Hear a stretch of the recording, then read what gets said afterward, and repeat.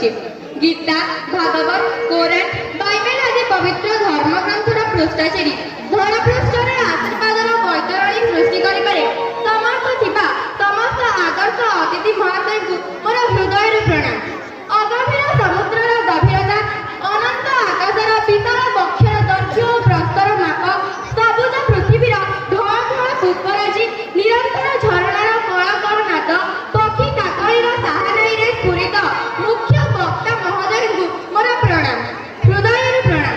प्रभु श्री गणेश देवी सरस्वती करकमलर स्पर्शरे शोणित विज्ञ ज्ञानी तथा विद्वान स्पर्धा मंडन करुथिबा देवदूत तथा विद्यादूत रूपक मोर पूज्य मोहनीय मोहनीय शिक्षक शिक्षयित्री वृंद एवं मंच आगे बसी रहिथिबा मोर प्रतियोगी बंधुगण, आज वितर्कर विषय वस्तु हेउछि कृत्रिम बुद्धिमत्ता बा जहाको आमे एआई टेक्नोलॉजी कहूचे से कोन हम शिक्षक मानक जगह नै पारिबो, केउठु आरंभ कले भल हेबो जानि पारुनी।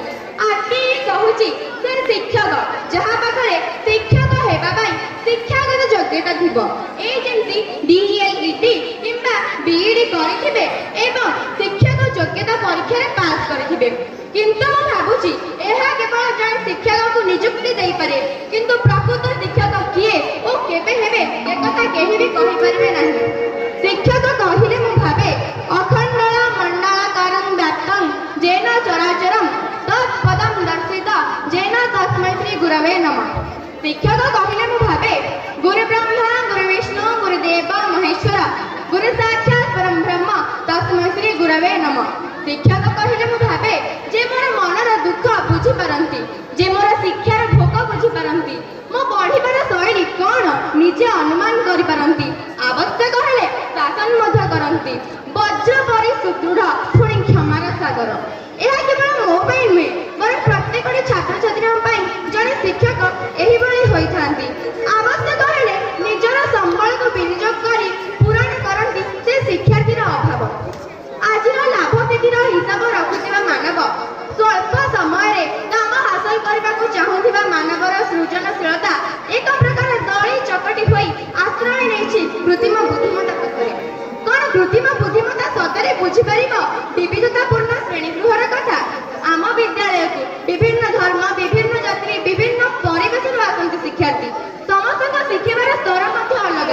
किए चाहे स्नेह तो किए चाहे शासन, पुणी किए चाहे शिक्षक को बा पदक। कौन एआई एसबू को सतरे पूरण करि परिबो? जेतेबेले पिलाटी विफल हुए सेतेबेले उत्साह, जेतेबेले से तार आशा हराए सेतेबेले प्रेरणा और जेतेबेले जीवन मार्ग रे द्वंद्व रे पड़ी मार्गदर्शन आवश्यक करे सेतेबेले जड़े शिक्षक ही ताको सहाय्य करिथाय। केउ एआई नुहे। आमे जदि एपरि एक भविष्यकर कल्पना करिबा जेउठी छात्र केवल एआई माध्यम रे पढ़ंती तेबे सेतिर अनेक विपद रही अछि। सहानुभूतिता सहयोग और दलगत कार्य मानव पारस्परिक क्रिया द्वारा ही संभव होइथाय। स्क्रीन माध्यम रे एकाकी पढुथिबा एक छात्र एही जीवन कौशल गुडी को विकसित करि परिबो नाही। आउ एक कथा, अन्य कोनोसी भाषा रे पारंगम कि नुहे ताहा तो जणा नाही, किंतु एआई आम ओडिया भाषा को ठीक भाबे कहि पारुनी किबा लेखि पारुनी। तेबे कुहा जाई पारे एआई ओडिया रे सहाय्य करिबा को सक्षम नुहे। तेबे एई एआई को नै आमे कोन विकसित ओडिसा रे स्वप्न देखि पारिबा? आजिर शिक्षा एक दौड़ प्रतियोगिता परि मने होउछि, ताहा पुणी चाकरी पछरे, किंतु विद्यार प्रकृत अर्थ एहा नुहे। सा विद्या जा विमुक्तये। केते गुड़िया तथ्यर अनुशीलनी जन को विद्यार्थी करि पारे ना। जदि सही विद्या प्रकृत जीवन रे समस्या को समाधान करि परिबो तेबे एहा फलप्रद हेबो। तेबे एही क्षेत्र रे कुहा जाई पारे शिक्षक को विविधतापूर्ण श्रेणी गृह को वास्तव जीवन रो तथ्य सह जोड़िबार एआई सहाय्य करि पारे। एआई सहाय्य करि पारे। तेबे शेषरे पते कथा कहूची एआई केबे भी शिक्षक को स्थान नै परिबो नाही। तेणु एआई अटे शिक्षार साथी, बुड़ाई न पारे से शिक्षार जाति।